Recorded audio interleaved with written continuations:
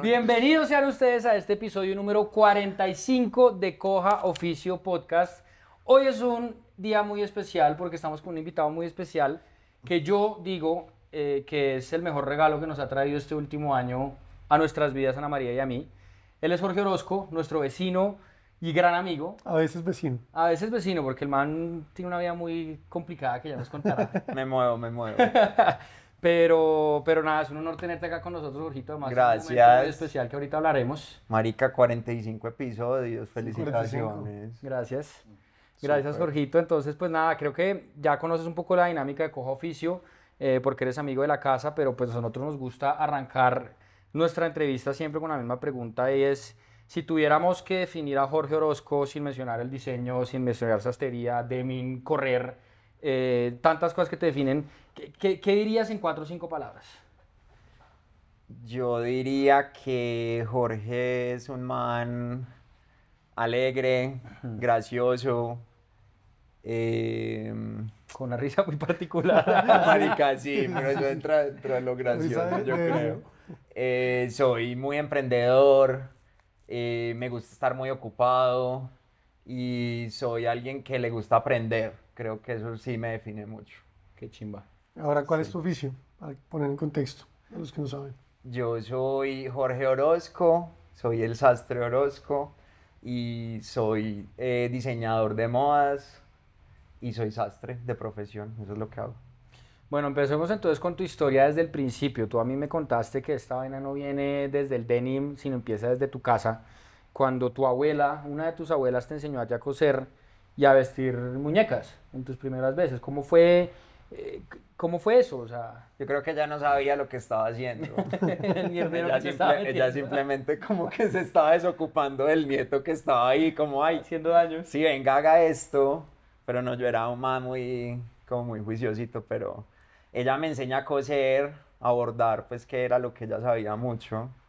Y yo empiezo a tener como esa, no sé, como afinidad por la tela y por la costura, queriendo vestir a las muñecas de mis primas, o sea, ese fue como el indicador.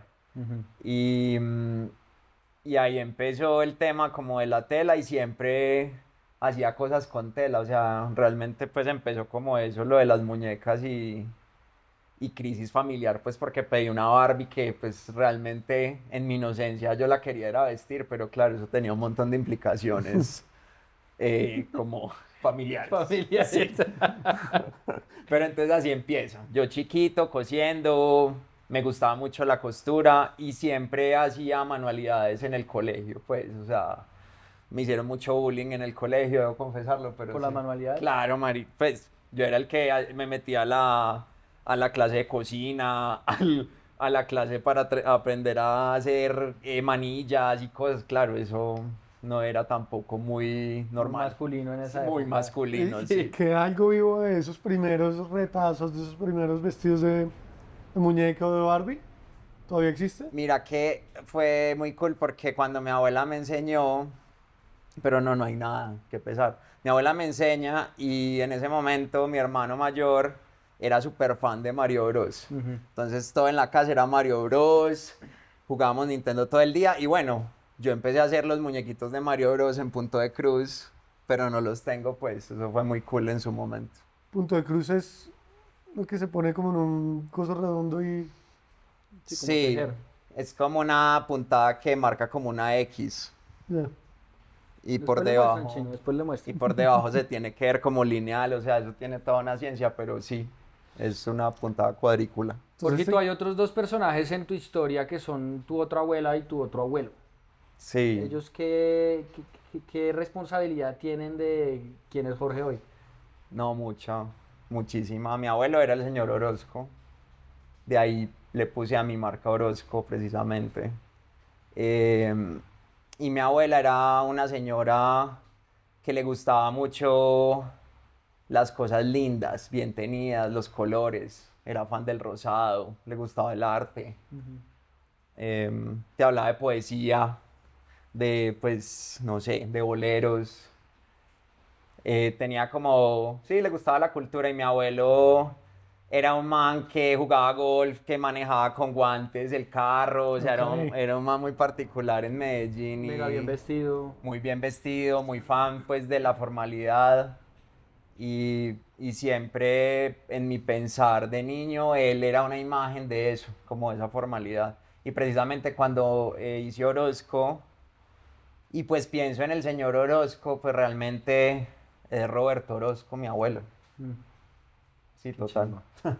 Qué chimba, lo interrumpí, usted va a preguntar algo. Sí, entonces, ¿qué Pues, pasó en sí, ese momento que estabas explorando manualidades? Ya venías, eso fue lo primero que aprendiste como de manualidades. sí, sí. Ya después en el colegio más cosas, bullying, toda esa vaina. Pero entonces ya, ¿en qué momento fue claro como por ahí me voy con toda?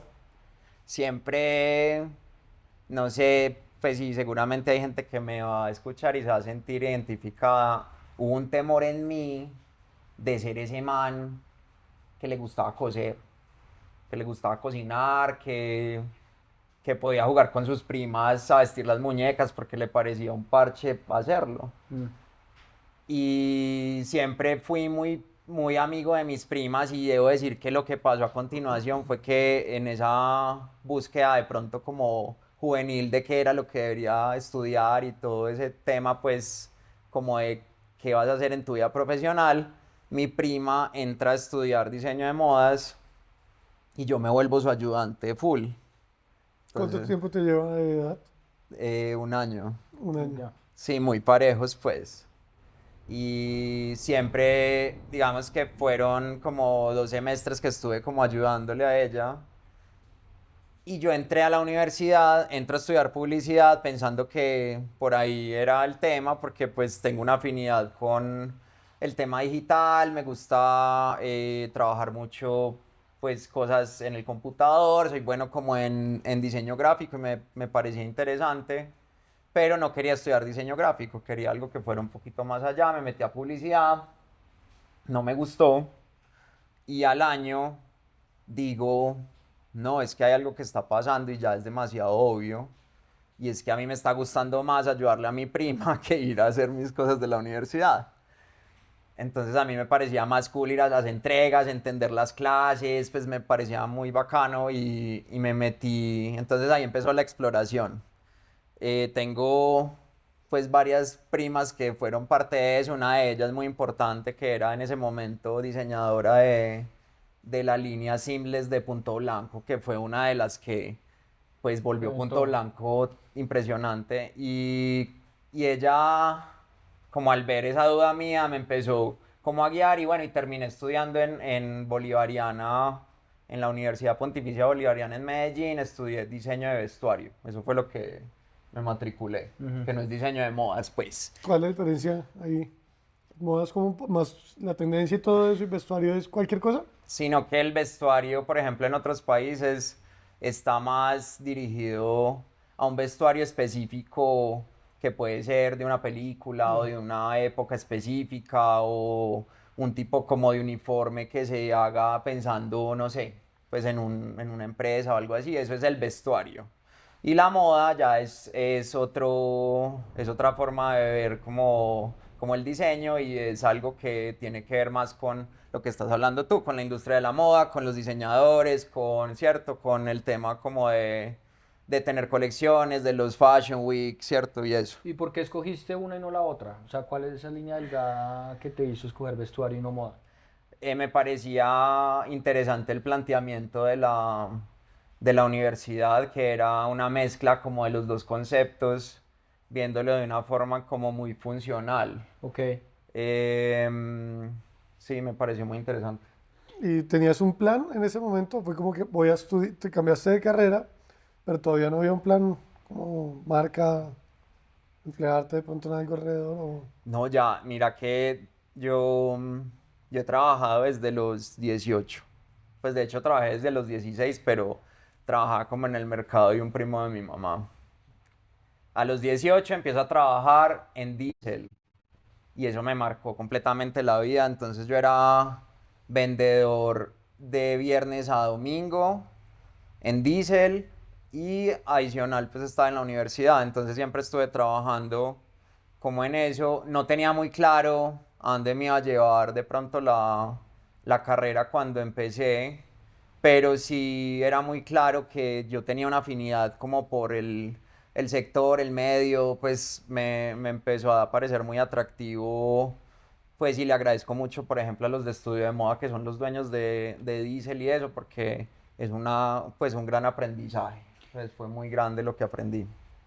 Yo quiero que exploremos un poquito esa parte porque si hay algo que yo conozco de Jorge y de lo que haces es que tú tienes, digamos, el sastre Orozco, pero también tienes Orozco Clothing. Entonces Sí, el sastre Orozco, pues digamos que se encarga de hacer sastres para momentos especiales y elegantes que ya lo tocaremos, sí, porque hay una cosa que quiero que hablemos mucho de eso, que es lo que hablamos el otro día. de uno. Y la parte de Orozco Clothing, que yo creo que tiene mucho que ver con denim, ¿no? Entonces es Sí, como es ese origen, yo me imagino que tiene que ver con esa primera experiencia en Diesel que diste, güey, pucha, esto es un sí. material del putas. Sí, ellos me rayaron el cerebro hasta el punto en que yo ahora, después de 20 años de esta historia, digo que yo soy el sastre del denim. Ujú. Entonces el denim, o la industria del denim o la industria del jeanswear es una industria que pues tiene como una historia que llega a Colombia de muchas formas. Entonces llega a Colombia por estos grandes emprendedores que traen marcas de afuera, como pues en este caso Diesel o Levi's o Girbo o bueno, muchas marcas que hay en el mercado, o existe también el mercado de la confección en Colombia, ¿cierto? Entonces estas personas logran hacer algo que pues la verdad es muy, pues marca mucho como la historia de la confección en Colombia, y es que ellos empiezan a confeccionar a un nivel que es igual al de las fábricas en Egipto donde confeccionan diésel. Entonces en unos pueblos cerca de Medellín tú ibas, porque creo que eso ya no pasa, pues creo que ya no lo confeccionan ahí, pero tú ibas a Don Matías y pues Don Matías, eso es un cuento muy largo, pero Don Matías es el Blue Town de Colombia, vos vas y es la gente cosiendo jeans así en las ventanas, todo el mundo anda con jeans en las bicicletas, o sea, es la industria del denim. Me absorbió, empecé a buscar ese material un montón y empecé a encontrar estas empresas que traían el denim de otros lados y a entender un poquito pues del material, de cómo se utilizaba, de por qué era importante usarlo, de la versatilidad que tiene, por ejemplo, el denim, ¿cierto? Y me pareció muy cool. O sea, me dejé llevar sin pensar mucho como que era el final de lo que iba a pasar, pero desde ese momento, casi que todas las entregas, colecciones, todo lo que hacía en la universidad siempre tenía denim, jeans, siempre había algo ahí metido. Yo tengo denim hoy de Espectacular, Orozco, te quedan divinos. son del putas. Oye, bueno, listo. Entonces esa es la parte del denim y ahí está Sí. la otra parte que es la sastrería, que es el sastre Orozco. ¿Tú qué quisiste, digamos, retar en la sastrería tradicional con el sastre Orozco? Y ya después te hago otra pregunta más enfocada en el oficio como tal. Yo no sé Esto por es más qué. relacionado con la carrera que estudiaste, ¿no? Esta segunda, el sastre. Sí, digamos que, pero fue una coincidencia también después. Yo no sé por qué me gustan las cosas difíciles. O sea, a mí me gusta lo difícil, a mí me gusta el reto. Entonces empecé a pensar que de pronto el denim se podía utilizar en más cosas que no fuera simplemente pues hacer una chaqueta de jean y un jean, ¿cierto? Ujú. Me topé pues con otras experiencias como de la universidad, y fue que en un momento de la universidad yo me gano un concurso muy bacano de la alcaldía de Medellín, y ellos me patrocinan mi primer desfile en Colombia Moda. Les estoy hablando del 2007. O sea, y tengo un desfile, yo soy estudiante de universidad, ellos me patrocinan, me gano un dinero, monto un negocio y me quiebro. O sea, me quiebro así mal. Al año yo debía toda la plata que me habían prestado, estaba lleno de telas en un almacén y no tenía, pues, o sea, mal. Jodido. ¿Y por qué Sí. te quebraste? Porque yo creo que también una de los grandes aprendizajes es que uno se tiene que caer para pararse otra vez y entender que es cómo se cae y cómo no caerte de nuevo. Entonces, yo creo que uno a veces es ingenuo y pues eso hace parte de la vida. Entonces, en medio de yo ser un muy buen estudiante, de ganarme las menciones de honor, de ser el estudiante que mandaron a Italia en tercer semestre porque me gané un curso y así era pues Jorge, pues yo dije, yo sé cómo montar un negocio, o sea, yo lo tengo muy claro, o sea, mis profesores ya me enseñaron, yo ya sé, o sea, que me puede salir mal, ¿cierto? Todo. Todo. ¿Por qué? Porque La vida real. Sí, marica. Porque mis profesores eran personas que trabajaban en Levi's, en Chevignon, en Diesel, precisamente, ¿cierto? En empresas muy grandes que realmente funcionaban de una forma muy distinta a lo que yo podría de pronto montar siendo un estudiante y con un presupuesto de una microempresa. Entonces, digamos que ese fue como el primer cabezazo que sentí yo como en este camino y cuando pasó eso, eh, alguien me dio un consejo muy importante y me dijo, ¿y cómo hacen los diseñadores para sobrevivir? O sea, ¿cómo hace, no sé, en ese momento, cómo hace un Ricardo Pava, cómo hace Lina Cantillo, cómo hace Silvia Chera, o sea, cómo hacen ellos? Y a mí me quedó sonando y pues empecé a buscar una práctica en esos lugares y conseguí una práctica con Lina Cantillo, que pues fue una de mis grandes maestras, que aquí lo digo pues en la buena Lina. Sí, ella me enseñó mucho. Y bueno, y ahí pasó algo que, pues, digamos, yo venía con una idea de, Lina, hagamos de pronto jeans, hagamos algo como que la marca se vuelva un poquito más Más comercial, prêt-à-porter. más prêt-à-porter, porque ya era muy dedicada al sobre medida, pues a las prendas de sastrería. Y empezamos a trabajar. Una práctica de 6 meses se vuelve un trabajo de 2 años. Yo me quedé trabajando con ella 2 años, hice 2 colecciones con ella de Colombia Moda. Y en ese momento empiezo a ver que hay como una falla en la producción del taller de sastrería. Y uno de los días le digo a Lina, ven, pues yo quiero ir al taller, déjame, yo voy al taller de 7 de la mañana a 9 y después me voy pues, para la tienda y me quedo ahí en la oficina porque yo siento que ahí puedo ayudar a que todo esté mejor. Entonces, sin saber yo lo que iba a pasar ahí, pues lo que pasó es que Jorge empieza a ver algo muy bonito que es esto de la sastrería. Entonces la sastrería, que pues no sé si quieren que hablemos de eso ya o ahorita les cuento pues como más a fondo Cuando lo tú de la quieras. Lo que A sastrería. mí, hablamos a mí me ese día. parece, Sí, Dale, bótelo. Yo a no mí me tenía parece la en top. pregunta, pero Al bótalo, final, bótalo. el oficio, todas las partes del oficio. la sastrería es un oficio, como ustedes están diciendo, que tiene una estructura súper masculina.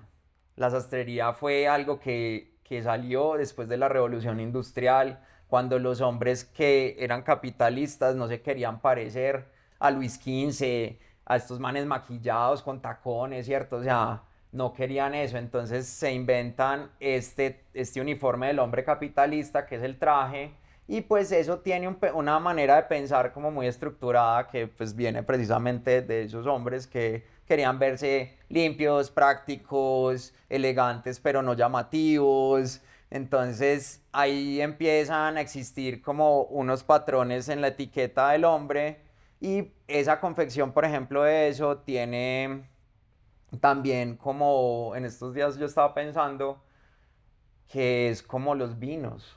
O sea, es una cosa como que pasa de familia en familia, que el papá le enseña al hijo, ¿cierto? Pues Mucha tradición. es de tradición. Entonces, digamos que me empiezo a dar cuenta que los sastres que trabajan con Lina, pues preciso, son sastres que llevan 3 generaciones, que el papá le enseñó al papá, que el papá le enseñó a él, que se dividen por prendas, entonces unos se especializan en sacos, otros en pantalones, que, o sea, es una cosa muy diferente al mundo del denim. O sea, el mundo del denim es otro mundo. O sea, esto no es igual, no funciona parecido, no tiene los mismos tiempos, ¿cierto? Tiene como otro valor al sentido como de la manualidad, del tiempo más que todo. Entonces, esa es la sastrería y la conozco por Lina, me parece muy interesante.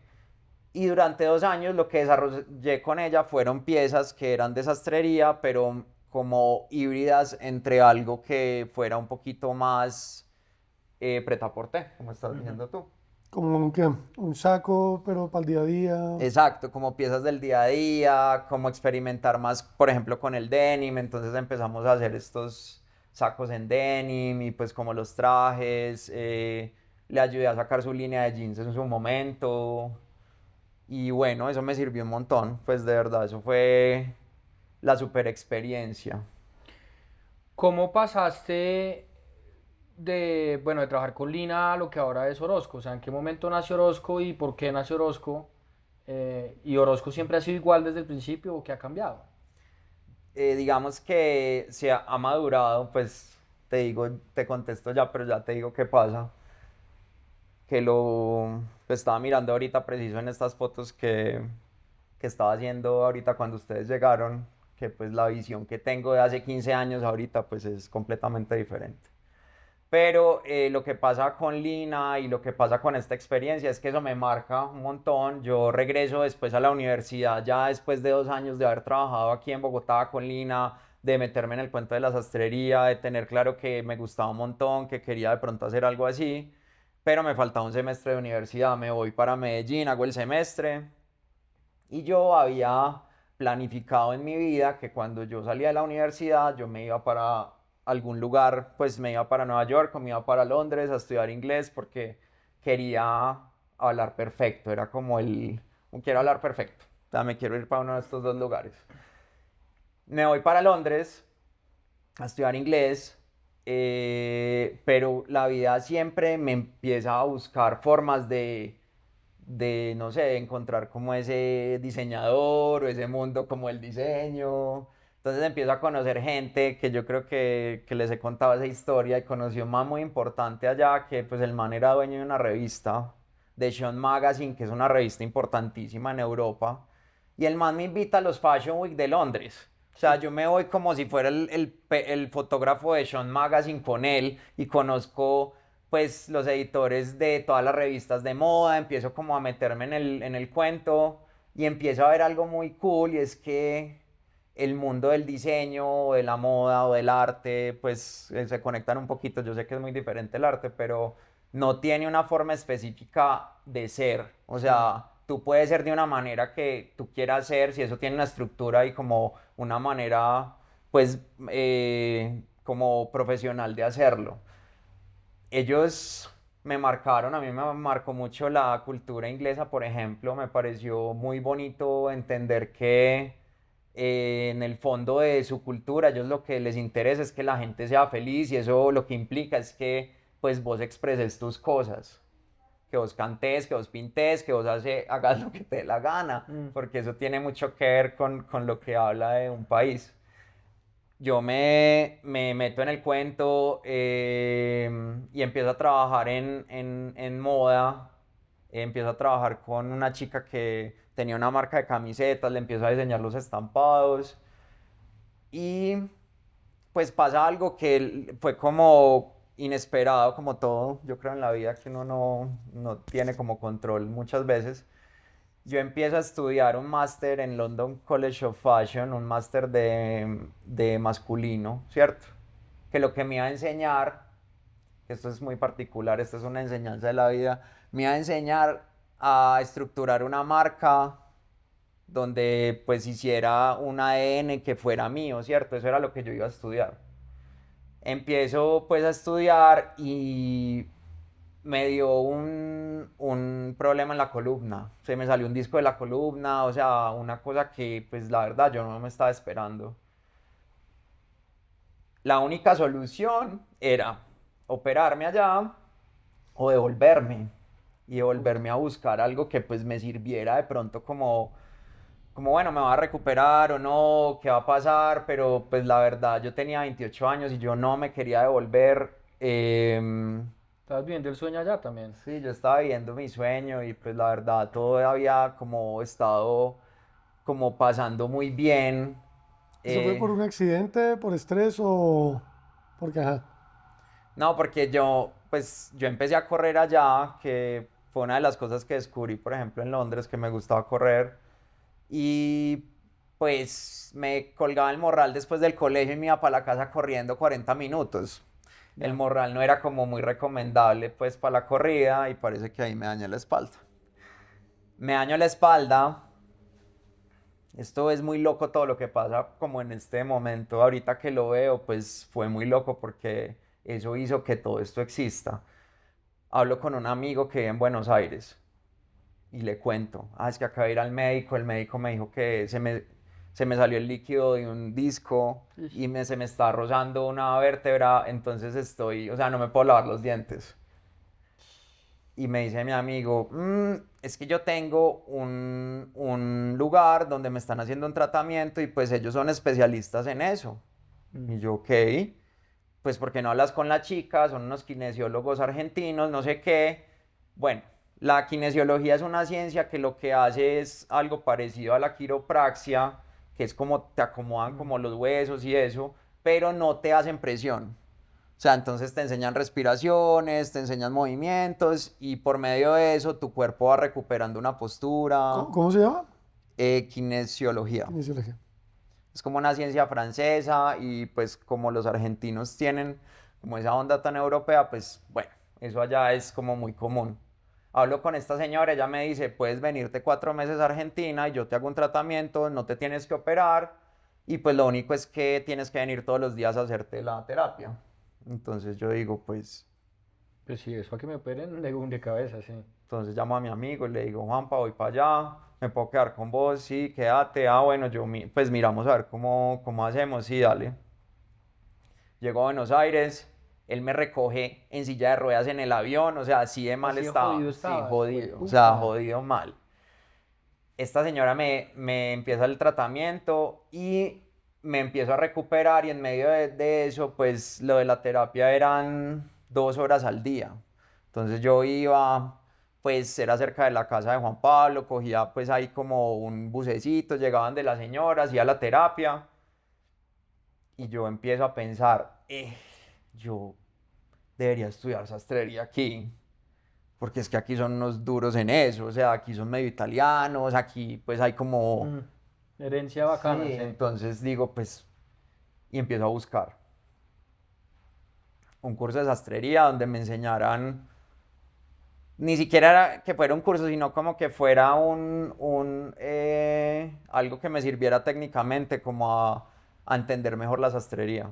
Entonces me encuentro con un curso con Ariel, que fue mi profesor en Buenos Aires, y Ariel me enseña corte, confección de sacos, pantalones y camisas.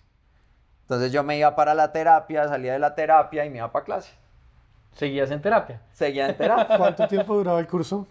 Era largo, eran como 5 horas al día porque era yo solo, era personalizado, como yo estaba viendo en libras esterlinas en Buenos Aires, mejor dicho, espectacular. Entonces me pagué el curso personalizado con el señor y en ese momento, sin yo entender de verdad mucho lo que iba a pasar después, yo empiezo a dibujar. Vestir, trajes. Se me iba a salir la lágrima. Empiezo a dibujar una O de Orozco. Empiezo a dibujar la O, empiezo a dibujar la O, la O y la O, y la O se hacía recurrente, la empiezo a dibujar, pues como en cosas, la empiezo a hacer en archivos, entonces empiezo a buscar como letras que me gustan, empiezo a hacer la O, la O, la O. 6 meses hice la O. Hasta ¿Y que... cuánto estuviste en Argentina? ¿6 meses? 6 meses. ¿Y te devolviste a Londres después o qué? Eso fue lo más loco que pasó, porque ahí empezó como de verdad lo que ahorita es Orozco. Entonces, yo termino la terapia, ya podía caminar, ya podía todo, empecé a nadar, la señora me recuperó, pero pues yo había tenido que pagar un dinero en Londres para que me guardaran el cupo. Y dos, me había gastado la plática que tenía en Buenos Con Ariel. Aires con Ariel y pues en la recuperación. Me devuelvo a Colombia ya con un logo que hice que me gustó mucho, que es el de Orozco de ahorita, con una O que me encantó y que pues de una me definió. Y yo había sido, como les conté, un poquito nerd en la U, y yo sabía cómo hacer un registro de la marca, pues, o sea, clarísimo. Yo llegué, ¿cómo sería que lo tenía claro? Yo llegué a Bogotá Llegué a la casa de un amigo aquí en Chapinero, dejé la maleta y me fui a registrar Orozco. Eso ya era una decisión tomada, weón. Tenía en mi cuenta creo que 2 millones y uno fue ese, el registro de eso. Y ahí empezó, o sea, ahí empezó, digamos, esa pregunta mía que fue, ¿qué es lo que me dijiste ahorita? Como, bueno, ¿y qué pasó? ¿Te fuiste para Londres? No. Y yo pensaba, y yo estuve allá forjando una cosa y pues entrando a la U y haciendo todo, y ahorita me voy a quedar aquí, o sea, no, no, no, yo me tengo que ir, pues. Entonces empiezo a buscar una forma de impulsar otra vez ese viaje. Y pasa algo muy, muy bacano y es que me encuentro con unos amigos en un Colombia Moda, unos amigos de la universidad y ellos me dicen, es que queremos montar un showroom Mm. y pues no sé si querés, lo montamos juntos. Y yo, ok, ¿y cuál es la idea? No, pues vamos, trabajamos ahí porque es que estamos mamados de trabajar en la casa, trabajamos ahí, pues si vendemos la ropa. Ok, pues suena bien, sí, pues entonces, dicho eso, a los 2 días yo ya había visto locales, o sea, a Jorge se le disparó la idea y dije, bueno, pues es una buena idea. Buscamos un local en Provenza y montamos eso que habíamos dicho. O sea, montamos una oficina con 2 racks, uno que era pues de mis amigos y otro que era el rack de Orozco. Y hago esta primera, digamos, colección que era un híbrido entre cosas en denim y pues cosas de sastrería. Entonces empiezo a hacer chaquetas en denim que son de sastrería y las empiezo a exhibir en la tienda y pues eso empieza a llamar un montón la atención. Yo estaba pensando en irme, o sea, yo me quería ir. Era dejar ahí como la tienda y... O sea, yo me quería ir, o sea, porque es que lo de la tienda era una cosa de 6 meses. O sea, mis amigos me Claro, era un dicen, pop-up, como llaman ahora. sí, o sea, de la tienda era, no, pues vamos 6 meses con esto, 6 meses cerramos, tú te vas para Londres y pues ya. La tienda se empieza a volver como un punto cool en Provenza. eh, y yo me acuerdo que yo estaba anhelando mucho irme a Londres. Porque pues en mi pensar era lo que yo debía hacer y era como lo que había forjado el camino, la cosa. Quedaba un mes para yo decirle a la Universidad de Londres, listo, Voy voy, a coger el cupo. porque ya no me lo iban a guardar más. Sí. Era como, listo, hágale, ya empiezo en enero, porque eso era como en agosto.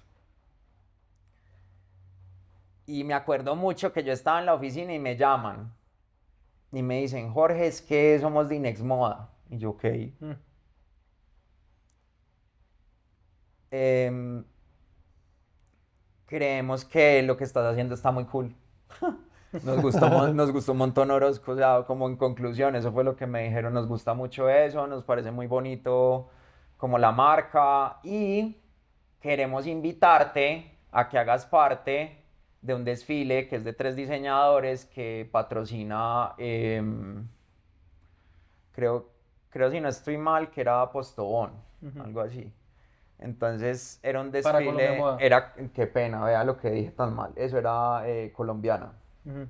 Entonces colombiana patrocinaba el desfile, Bueno, pero colombianas de Postobón no estaba tan no mal. estaba tan mal.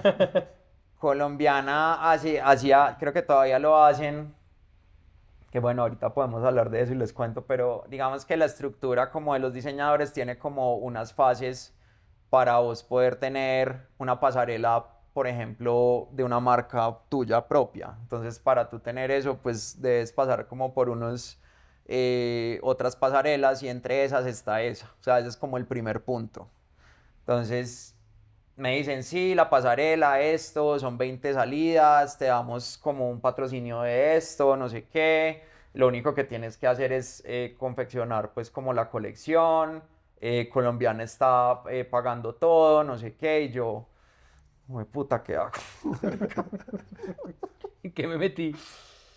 Yo, "Jue puta, ¿por qué lo pedí tanto? ¿Por qué lo pedí tan bien, huevón, que me llegó?" O sea... Y yo, entonces empecé como en ese pensar mío y yo, pues usted estaba pidiendo esto y esto fue lo que le llegó. Usted iba a estudiar como hacer una marca y ya la Ya se montó. lo están haciendo. Sí, o sea, usted ya la hizo.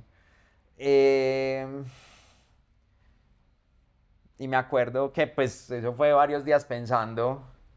Escribí un correo a Londres y les dije, no, Me me voy a retiro. quedar. Me voy a quedar acá, pues si en algún punto quiero regresar les cuento, muchísimas gracias, casi no paso a esa universidad, marica. Eso fue un tema, pero bueno, asumí el cambio.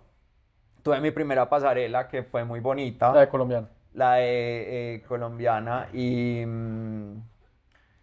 hice una colección que se llamaba Motín, y obviamente era pues como una punkerada muy formal Que y usted es bien cool. punque la verga, yo quiero ver fotos de eso. Qué chimba. Te muestro. Y bueno, hice esa colección y digamos que ahí marcó como un punto de partida de Orozco. Y Orozco empieza a hacerme cuestionamientos a mí de eso que de pronto ahorita tocaste, que es como qué tan distinto es Orozco de Novios Orozco, o la parte de sastrería, cómo se junta o no. Y me empiezo a dar cuenta que ese valor mío es lo que le da coolness a Orozco. Entonces me conecto mucho por ejemplo, con Vivian Westwood y con mucho de su pensar y de su manera como estructuró, por ejemplo, su marca. Ella es una gran diseñadora inglesa, pues, y a mí me encantaba ir a la tienda de ella. Entonces tú entrabas a la tienda y era toda una experiencia, ¿no? Entonces, pues obvio, pues los que te atendían eran unos modelos pues espectaculares que estaban vestidos con la ropa de ella, pero ella era muy fan de la sastrería y del punk. La O sea, verga. Vivian Westwood fue la diseñadora que con su esposo, que era el manager de Sex Pistols, hacen la ropa para Sex Pistols, ¿cierto? Y en medio de eso, pues ella es la creadora del punk. Mm, Eh, entonces la tienda es una tienda muy elegante, pero es punk. mm. Y a mí me encantaba eso, y vos podías conseguir cosas desde, no sé, 3.000 libras hasta de 500 o 100 o lo que fuera, y pues me encantaba, o sea, eso me marcó un montón. Y pues cuando llegué y empecé a montar Orozco, empecé a pensar qué era lo que quería. Siempre en mi cabeza era como eso, yo quiero un híbrido que sea lindo, cool, que sea algo como entre formal y que se vea también como esa onda del denim que me gusta. Em, pero bueno, eso suena como que todo fue muy fácil, pero no, no fue tan facilito. Después de ese desfile, tuve como más experiencia de pues qué pasaba después de un desfile, cómo crecía una marca, ese tipo de cosas. Y empecé a entender un poquito cómo funciona como el ciclo de la moda, por ejemplo, en un país como Colombia, y cómo hacen estos diseñadores para después vender sus colecciones después de un desfile, que eso es un tema. O sea, eso no es así tan fácil, eso no te lo enseñan en la universidad. O sea, en la universidad nunca te están diciendo qué va a pasar después o no, simplemente te dicen, este es muy famoso y exitoso, bravo. Pues sí, qué cool, pero pues, o sea, ¿cuál es el secreto de la sopa que hizo? Pues no, todas son muy diferentes. Después de ese desfile, yo entré en un bloqueo porque el mercado colombiano y el mercado masculino colombiano, para ser más específicos, es un mercado que en mi parecer le falta como que lo sacudan, y tengo un gustico más, como una apreciación más como por la ropa, por la moda. Los hombres colombianos son muy planos, ¿cierto? A mí ya me han Son, sacudido este año este hombre.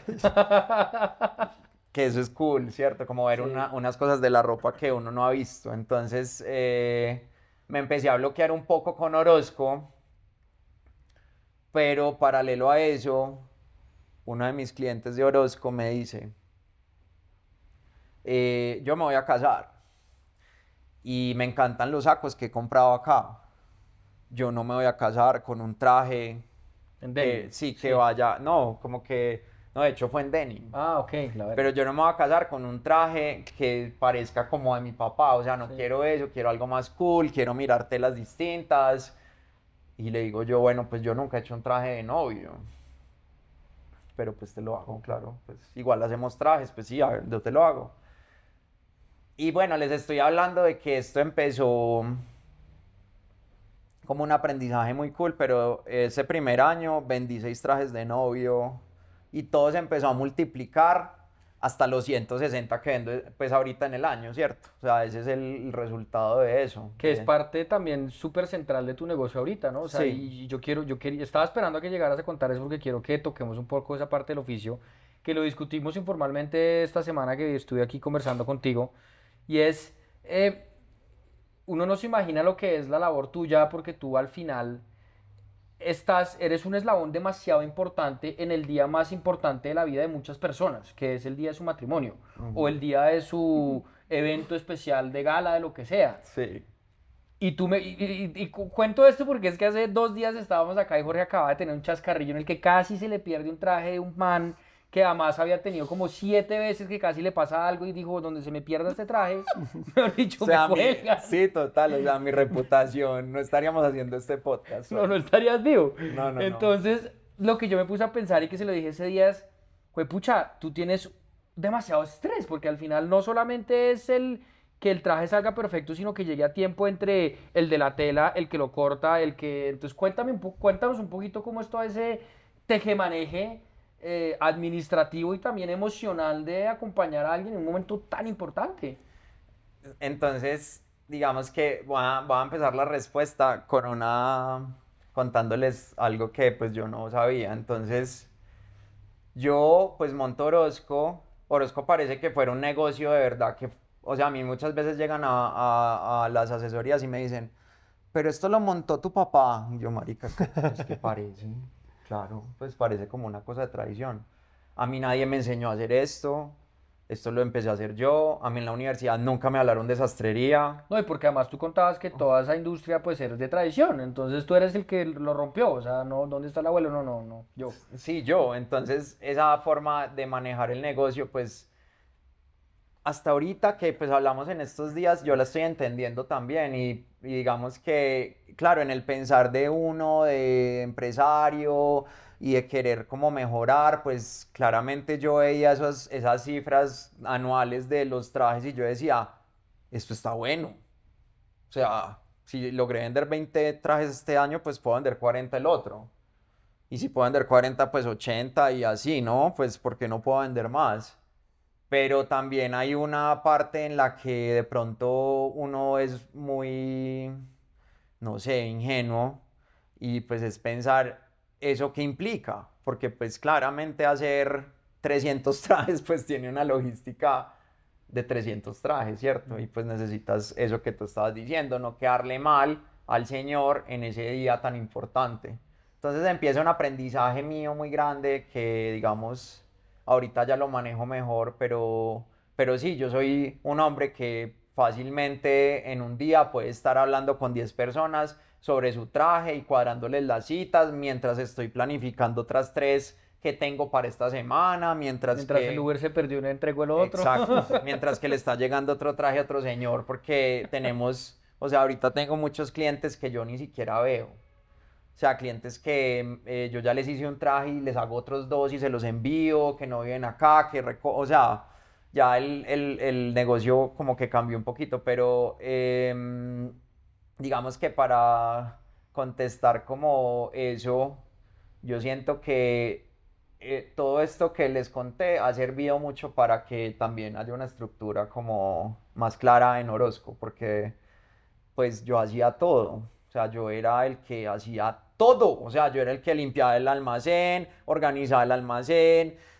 hacía la producción, atendía a los clientes, hacía las entregas, cuadraba los talleres, pedía las telas, hacía los pagos. O sea, empecé a crecer, ¿cierto? De una manera como a la par con, pues yo tuve como una sociedad con mis hermanos y bajo ese nombre de esa sociedad yo empecé a hacer Orozco.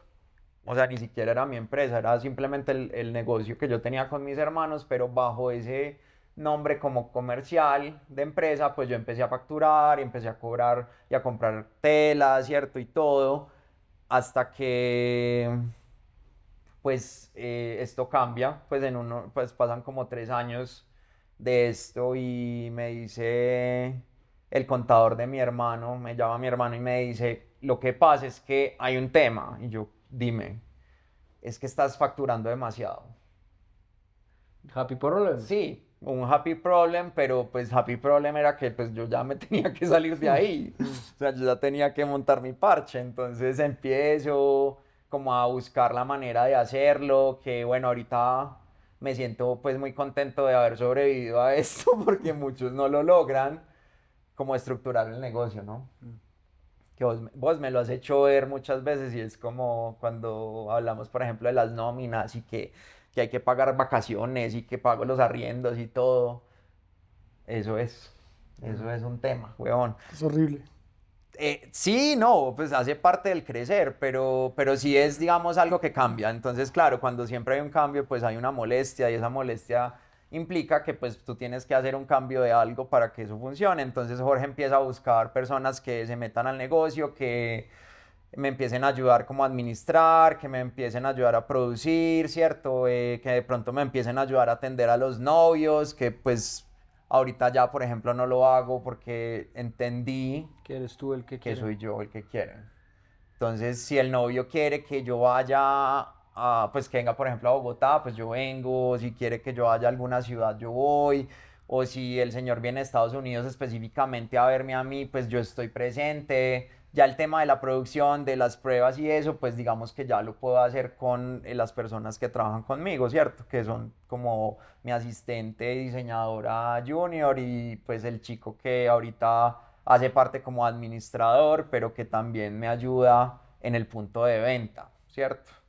Digamos que hice como una estructura de empresa, montamos como todo según como unos parámetros legales de cómo debe funcionar, por ejemplo, la parte del dinero, pues Sí, estatutos y demás. todo. Sí.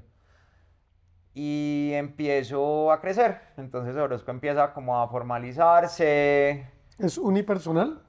Es una... No, no es unipersonal, es una régimen simple. Primero era régimen común, después fui régimen simple. Primero sí fue esa que dijiste tú, esa fue la primera que hice en la universidad. Y bueno, eso empezó a cambiar y empecé como a entender un montón como el negocio, con unas cosas acertadas y otras no tanto, pero como les dije al principio, yo creo que eso ha sido parte también del aprender, pues Yo quiero que retomemos un poquito esa parte de esa presión que tú tienes que manejar y cómo has sabido, digamos, manejar ese nivel de presión cuando cualquier error puede arruinar el día muy especial de una persona. Y ya me imagino para dónde quieres que conecte después. claro, pues bueno, hay un mensaje que también deberíamos mandar acá y es, digamos que esa saturación como de la sociedad y como del consumo y de lo que, de la milla más que tienes que dar, o cierto, como de lo ocupado que tienes que estar para sentirte importante en una sociedad donde todo el mundo está ocupado y no tienes un minuto. En estos días estaba viendo algo muy cool como de filosofía que decía, es que no importa si tú logras todos los pendientes del día porque vas a tener más, o sea, hay más pendientes, o sea, siguen más y va a seguir más, entonces va a seguir creciendo como esa sensación tuya de querer como suplir todo y pues eso en mi caso personal, porque pues también hay que decir que todas estas cosas, como todo en la vida, pues siento yo que es muy personal, entonces hay cosas que te pueden pasar o no. Pero en mi caso personal yo siento, y creo que para ahí ibas con la pregunta, que esto que pasó, este crecimiento, esto que les cuento, generó en mí pues muchas cosas positivas, pero también generó en mí otros estreses, ¿cierto? Como tener que suplir un dinero para un socio que tuve en un momento y pues tener que cumplir como unas obligaciones. Y Jorge se empieza a desequilibrar como, sí, como en la manera, digamos, pues de mi bienestar. Yo me empecé a sentir mal pero también era por eso, porque yo me estaba exigiendo demasiado, entonces, pues, o sea, en este momento lo veo pues como ridículo, pero ¿cómo iba a esperar yo vender, no sé, 100 trajes más? O sea, no sé, eran unas metas muy locas pues que tenía y me enfermo. Como consecuencia, yo creo, pues, y se los vuelvo a decir, esto lo digo yo, el médico nunca me ha dicho que yo me enfermé por esto, pero sí, Pero uno sabe, yo creo. sí, uno sabe y también hay una cosa pues muy clave y es que el estrés es la causa de muchas cosas. Entonces, sí fue como muy crucial el momento en que después de un diagnóstico de un cáncer linfático, de algo que yo no entendía que estaba pasando, porque pues esto va a sonar como a los videos que uno ve como en Instagram, como, es que todo estaba bien, es que mi vida era perfecta. Pues marica, sí, o sea, sí, o sea, yo estaba pasando por un momento súper cool, tenía unas cosas que estaba aprendiendo de la empresa, tenía como unas exigencias que pues de pronto superaban lo que yo podía alcanzar. Y pasa un diagnóstico y el doctor me dice, es que te vamos a hacer algo que va a impedir que tú trabajes. Y yo, ¿cómo así? ¿Cómo así que? O sea, ¿yo cómo voy a dejar de trabajar? Sí, pues, no sé, o sea, yo soy la cabeza de la empresa, yo hago como muchas cosas. Sí, es que si no, pues, no sé, pues te puedes morir en 6 meses. Es como, ¿quieres eso? O, ¿O quieres ir sí, trabajando? o Trabaja sea, 6 meses más, dale. como no, pues si quieres, también es tu decisión que te hagas o no el tratamiento. Si no quieres hacerlo, pues también. Hay mucha gente que no se lo hace. Hijo de madre, eso fue muy duro. Pues eso fue enfrentar como muchas cosas de mi personalidad que yo me sentía muy orgulloso, pues o me siento muy orgulloso en ese momento, pero las tenía muy aferradas en mi ego. Claro. Entonces, pues es que yo hago CrossFit, yo corro 10 kilómetros a la semana en la ciclovía, cagado de la risa, yo manejo una nómina de 10 personas, tengo 2 locales, tengo un estudio en Bogotá, o sea, pues no sé, como que en mi pensar, pues todo estaba muy bien, pero no. O sea, eso tomó un desequilibrio. Yo acepté como este tema del tratamiento y pues eso trajo unas implicaciones que ahorita también las siento muy fuertes y fue ese cambio, digamos, en mi visión de todo esto que estamos hablando. O sea, si, digamos, hubiéramos tenido esta conversación hace 2 años, seguramente las respuestas hubieran sido con un ego completamente distinto Claro. al que siento ahorita, pues, o sea, sin decir que el ego es malo, pues, pero sí, sí creo que eso hace que uno a veces como que perfile muchas cosas en su vida pensando que hay un beneficio de eso detrás y no mucho. Sí, es que yo siento que este tipo de enfermedades al final son un wake-up call en la vida de la gente y que si uno lo sabe entender y cambiar su rumbo acorde a eso, pues tienen cosas muy bonitas. Y yo creo que parte de que esta invitación ocurriera en este momento es porque estamos celebrando que hace no más de 4 días o 5 Marica, sí. me llamaste y me dijiste ya no tengo cáncer. Y Sí. eso pues fue muy bonito. Yo me puse muy feliz y me Todos, vine para acá. todos lloramos, Acá sí. chillamos. Y creo pues nada, que ha sido un proceso muy lindo también para Sí. ti. Yo creo que nos cuentes un poquito eso, o sea, Una cómo ha bajada del sido. bus muy hijo de madre. Pero una subida a otro bus distinto, ¿no? O Sí. sea, un bus más chévere, más ligero, creo yo, no sé. Pues cuéntanos un poco cómo es ese nuevo Jorge, ¿no? Entonces, digamos que como en la parte profesional, pues claro, vi muchas cosas que uno ve cuando uno se aleja. Cuando uno se aleja de los problemas, de las situaciones, tú empiezas a notar cosas que estando ahí adentro no ves, que es cuando uno dice, por ejemplo, estas cosas de las relaciones, que no, démonos un tiempo, pues claro, uno ve las cosas con mayor claridad. Entonces, bueno, en la parte como laboral vi todo con mayor claridad, entendí de pronto que la carrera era conmigo, Mm. que yo soy el que me pongo el límite de las cosas hasta donde quieran llegar o no, y que si las cosas me satisfacen a mí, eso está bien, y ya, y ya. Eso fue lo que entendí, pues como para verlo así, entendí que hay que estar presente en las cosas en que estés siempre, que eso puede sonar muy bobo, pero vos siempre estás pensando en otra cosa cuando estás haciendo algo, o sea, siempre estás cuadrando, como tú decías, 3.000 novios, 3.000 mensajeros, 3.000 entregas, pero ¿dónde estás en el presente, no?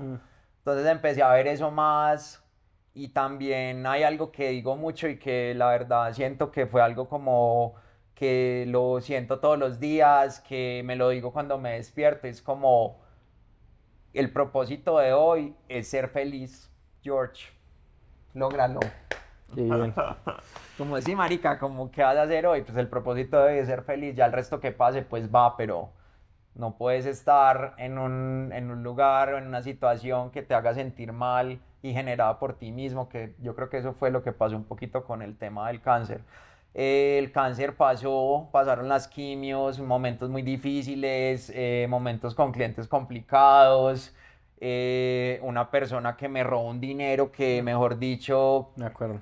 me hizo ver pues el diablo y más, pero también me ayudó a entender eso, lo importante que era yo en mi negocio, lo importante que era mi presencia en temas como tan simples que pues fueran como ver a los clientes y ese tipo de cosas tan importantes. Y bueno, pues digamos que este año dije, voy a ver el negocio, voy a ver cómo el negocio simplemente me va mostrando en el año qué es lo que puedo lograr y pues hasta dónde puedo llegar. Y cuando me sienta muy saturado, pues me voy a relajar y voy a tratar de no estarlo. Y pues, y bueno, empezó este año, hace un año yo los conocí a ustedes dos en una situación que también fue una sorpresa porque yo creo que ninguno de los tres nos esperábamos como de pronto estar viendo en las mismas 10 casas. No, o sea, yo creo que no. Entonces, por una casualidad, que no fue tan casualidad, yo recibo de regalo el libro de tu esposa. Ah, no sabía. Entonces yo tenía una asistente que pues quiero mucho, que ahorita está en Italia y ella se fue. Cuando se va, yo vengo una semana aquí como a atender clientes y eso, y me llega un regalo. Y el regalo es el libro de tu esposa. El de cheesecake y... Pastillas y cheesecake de limón. Entonces me lo leo. Me parece muy cool. Y María Alejandra me dice, es que ya está viendo en la unidad. Y yo, pero tú cómo sabes. Es que ya puse unas fotos, eso es como una ventana como de la casa. Y yo, sí. Entonces me muestra las fotos y yo, sí, parece que es como la casa uno, yo creo. Ok, no sé qué, bueno, ahí se quedó todo. Yo empecé a seguir a Ana María y me acuerdo que un día tenía que bajar a hacer como una vuelta y bueno, yo estaba como en Chapinero. Y yo veo que ustedes van a hacer como una fiesta de celebración en la casa, como de su matri o algo así. Digo, me voy a ganar mi invitación, dice. Entonces yo le escribí, ¿cuándo le hago el traje entonces a Alejandro? Primera interacción. Sí, esa fue la primera. Y entonces se muere de la risa. Pero es que él no necesita un traje. Bueno, empezamos a hablar.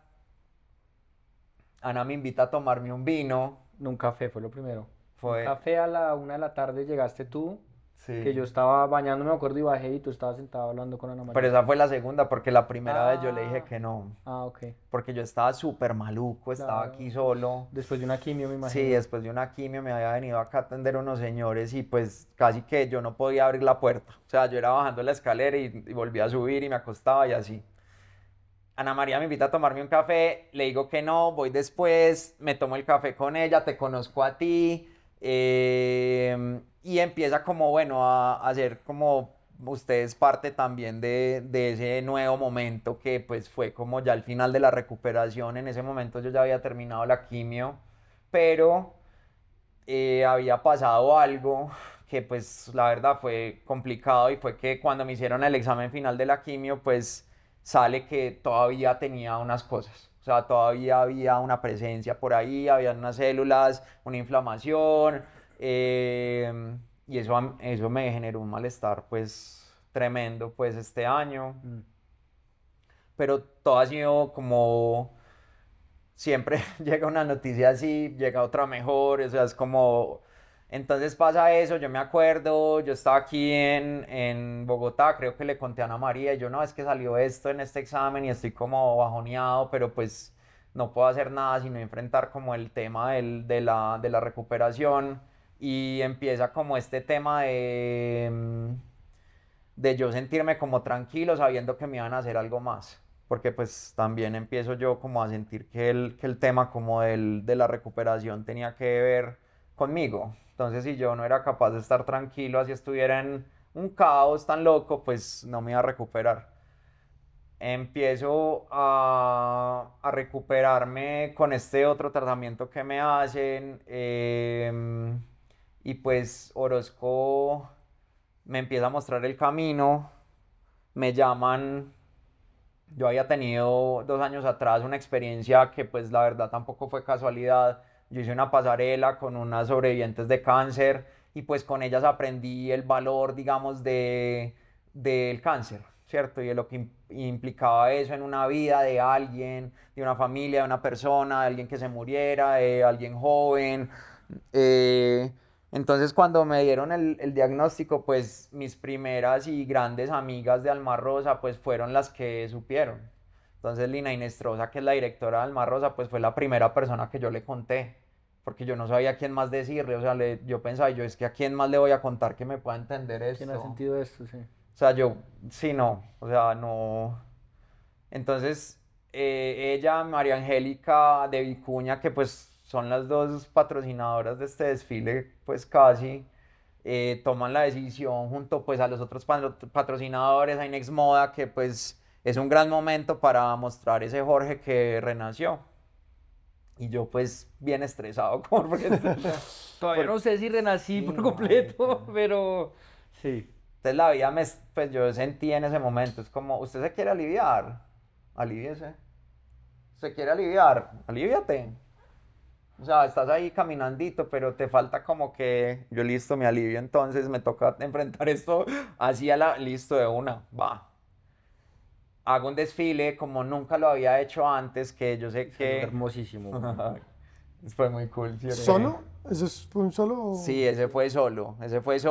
Pues en colaboración con Palma Rosa, pero el diseñador era Jorge. Sí, digamos que pues cuando uno dice solo es una marca, pues un diseñador que tenga la pasarela, eso implica un montón de cosas detrás, pero esta fue la primera experiencia que lo hice solo, que le pensé solo como desde la música, las luces, la escenografía, las prendas que iba a hacer, las personas que fueron, que pues estuvieron ustedes ahí pues muy invitados, y pues lo que quería que pasara en ese momento, lo que quería que pasara después, lo que quería que pasara después de 6 meses, qué prendas quería que se vieran más, que no, o sea, como que traté de pensar muy bien todas esas cosas que a veces uno se le pasan por alto y dije, pues este es el momento de tener una super conciencia de esto que vas a hacer.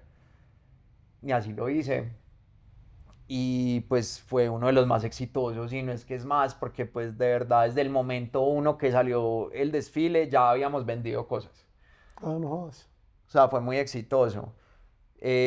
Para mí siempre, pues digamos que vuelvo otra vez a esto que hablamos ahorita, como de que el público masculino es un público más clásico, como más sobrio en Colombia, no sé qué, pero yo sigo con la idea de que hay personas que no son así, que no somos así, Mm. que de pronto buscan algo distinto, que se quieren ver diferente, que quieren explorar un poquito más la moda, entonces sigo pensando que pues mis colecciones deben tener eso que me hace tan importante en el mundo de la sastrería y eso que me hace tan importante en el mundo, digamos, del diseño, ¿cierto?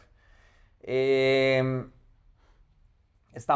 pues ahorita es que estamos cerrando el año, entonces pues podemos hablar de esto, pero sí ha sido un año pues muy cool, la verdad, pues muy interesante. Qué chimba. Jorgito, yo creo que nos toca ir medio cerrando. A mí me gustaría que nos contaras o que nos dieras de pronto un par de consejos a la audiencia desde tu experiencia como emprendedor desde tu experiencia como alguien que venció el cáncer y que ve más allá de muchas cosas que nosotros no vemos, y sobre todo también, ¿qué te sueñas? O sea, es como una pregunta doble, ¿no? Sí, es como doble ¿Qué pregunta. te sueñas después de esa noticia de baldado de agua helada Sí. positiva que te llegó hace una semana? Eh, Voy a responder primero esa y después la otra, después la de los consejos. Entonces, ¿qué me sueño ahorita o qué pienso que puede pasar? Que he pensado mucho en eso porque claramente eso que me dicen ahorita es muy importante, pues, como cerrar un ciclo por completo. Yo creo que va a ser un renacer de todo lo que hemos hablado y seguramente la marca y todo el negocio me va a ir mostrando como el camino. Espero crecer más, volverlo más sólido, más estructurado, hacer la ropa más cool, que la gente vea mi ropa y diga, es que eso es Orozco. Que se ve, ¿sabes? Yo ya medio lo ubico. En el closet de Ana Sí. María, por ejemplo, yo sé exactamente qué es Orozco, Sí. sin que ella me diga que es Orozco. Pero bueno, eso es Orozco, pero Sí. ¿y Jorge Orozco? Em, no, quiero seguir aprendiendo cómo a vivir cool. Yo creo que pues me quedó muy claro que es que yo no vine a esta vida para sufrir ni para vivir maluco. Entonces, muy cool vivir bueno y tranquilo y feliz y rodeado de gente bacana y aprendiendo cosas chéveres. Como que la vida me dé mucha humildad, parce, para de pronto aceptar como los cambios que siempre van a estar, pues. O sea, esto que hablamos es una cosita que me pasó en medio de una vida entera que pasan mil cosas, ¿cierto? Pero yo creo que, bueno, consejos del emprendedor por el sastre Orozco, vea. Viva el presente. O sea, el presente es un regalo. O sea, el pasado ya se fue, el futuro pues es incierto, el presente es un regalo y también creo que es muy importante uno escucharse, que fue un error mío, o sea, escúchese lo que usted puede hacer y que no, y pues a quién le quiere cumplir o no, no sé, las cosas, o simplemente te lo quieres cumplir tú. Y lo otro que dije en estos días en Instagram que me pareció cool decirlo es que nunca dejen de pensar que la manera rara y loca en la que ven el mundo está mal porque no es así. Eso puede ser la clave de un negocio muy, muy cool. Qué chimba. Bueno, Jorgito, pues gracias a ustedes por escucharnos, y gracias a ti No, tan lindos. por Súper, sobrevivir súper. y por hacer parte de nuestras vidas. Bueno, que sean Muchas muchos gracias. capítulos de esto, Aquí ¿no? podemos hacer una continuación 2 porque yo creo que faltaron muchos temas por tocar, Tela pero para Santiago cortar. se tiene que ir. Entonces, Se me Pero, olvidó el pero gracias a taller. ustedes. escríbanos cómo les parece la entrevista. y a si ver. quieren versión 2, la sacamos. Un abrazo. Un gusto de verlos. Chao. Chao. Gracias.